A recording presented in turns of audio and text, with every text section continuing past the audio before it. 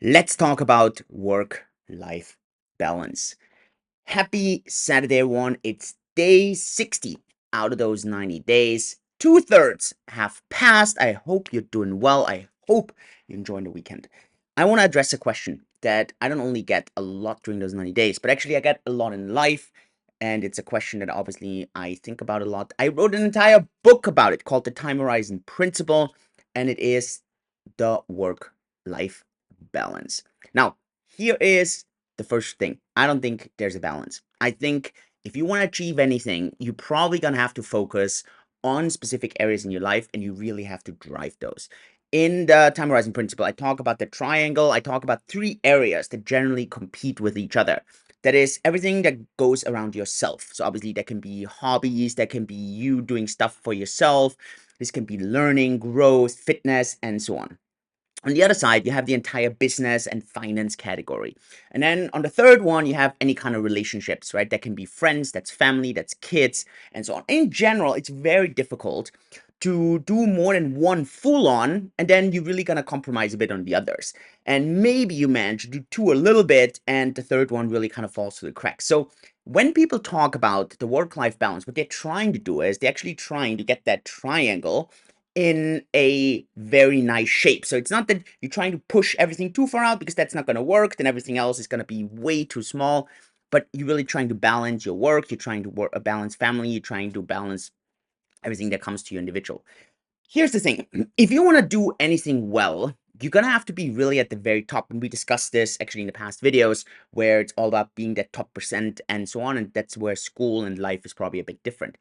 And that is the same for anything. So obviously, if you are absolutely okay in being average, but if you're average, you're probably gonna get below average in that regard because the market doesn't pay you anything anymore if you're just average. You have to be outstanding. You have to be really, really good.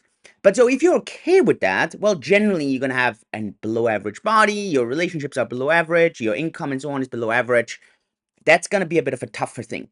So what I have just learned in my life, what works really well is to focus on one of those areas full on during a time and be okay that you're making sacrifices on the others. So it's not so much of a simultaneous, it's more sequential. The question now becomes more on how long you stick with something. Because if you're honest, that is actually what work-life balance is. People just look at it on a daily perspective most of the time because they want to work, let's say, 8 hours a day. They're okay with that. They want to have their 8 hours of sleep. Then they want to have their 2 or 3 hours for themselves. And they want to spend some time with their friends and family. And that's kind of the ideal work-life balance. So they look at it on a daily kind of rhythm. But what, in my opinion, the really successful people do, they don't only look at it on a weekly basis. So basically, from Monday to Friday, I go full out. And then on Saturday, I spend a lot of time with family or I do hobbies. They actually look at it on a monthly, sometimes even on a decade's perspective, where they're like, for this decade, I'm really going to dedicate everything to this, right? An athlete to training. Michael Phelps, haven't missed a single training, right? Business. I'm going to do 100 hours a week for the next 10 years. Or family, everything for me is around family. I want to raise the kids. I want to really focus with the kids. I want to play with the kids. Everything is dedicated around family. And so the trick, and that to me is the real trick, is how long can you commit to one of those areas and really make sacrifices on the others.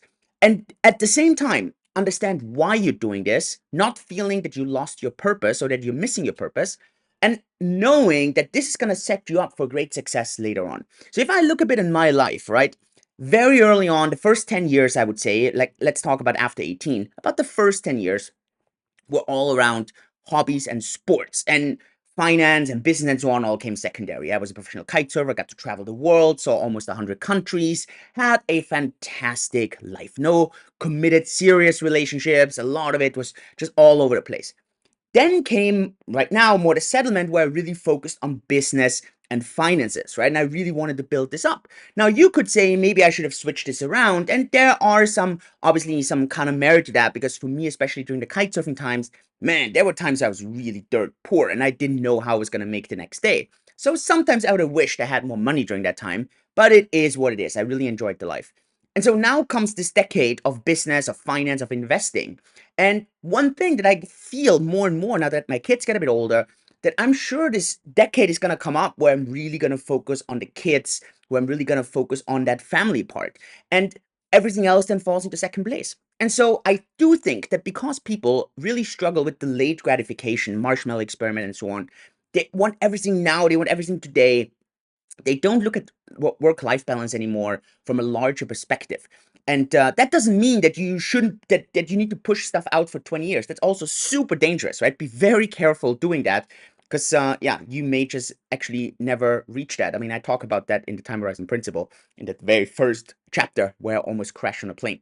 So it is super crucial that you really understand, in my opinion, how proper work-life balance works. And to me, reflecting over those 60 days and let's say the next 30 days, I made very strong commitments during those 90 days, and it was really all around business. And look, at the very beginning of those 90 days, I would have just loved to fold. I would have loved to quit. And I can always sunset everything after the 90 days. But for me, it was more, I really want to give this a full shot. I'm going to give it my all. I didn't spend that much time with family, didn't focus so much on my fitness, on my health, all things that I would really love to do, but I had to focus on other things. So that is what work-life balance is for me. Maybe let me know what you think about it. Let me know below. Otherwise, have a beautiful weekend. See you tomorrow, Sunday, where we're gonna connect with that a bit. All the best, Julian. Bye-bye.